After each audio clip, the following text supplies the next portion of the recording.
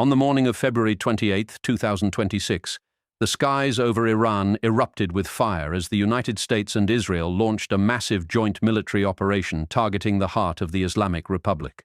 President Donald Trump confirmed from West Palm Beach that major combat operations were underway, declaring to the world that the goal was nothing less than regime change in Tehran. The first wave of strikes tore into Tehran itself, targeting the office of Supreme Leader Ayatollah Ali Khamenei and the presidential office, the twin nerve centers of Iran's theocratic government.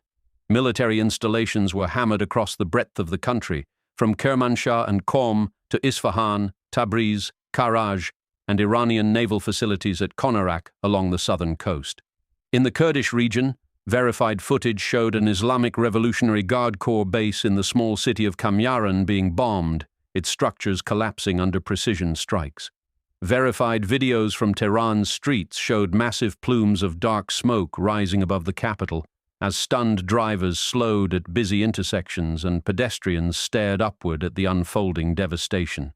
One eyewitness near the Supreme Leader's compound was captured on camera saying, "They hit it hard," while images confirmed a residence in the Narmak neighborhood, home of former President Mahmoud Ahmadinejad, had also been struck.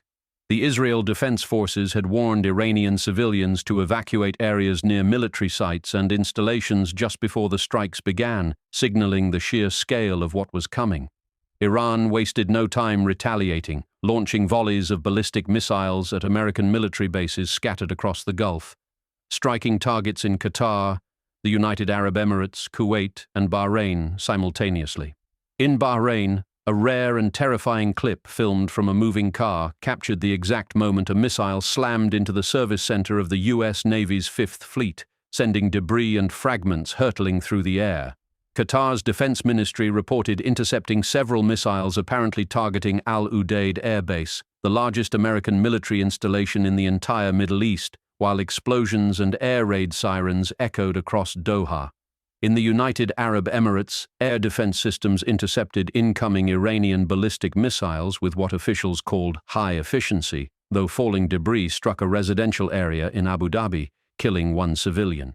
Iran's state-affiliated Tasnim news agency, linked to the Revolutionary Guard Corps, declared boldly that all U.S. bases and interests in the region have been targeted by Iranian missiles in their retaliatory barrage.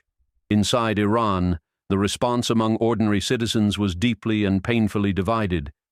Scenes of raw panic near blast sites, with people running and screaming, existed alongside expressions of relief and even quiet celebration from those who had long prayed for the regime's fall.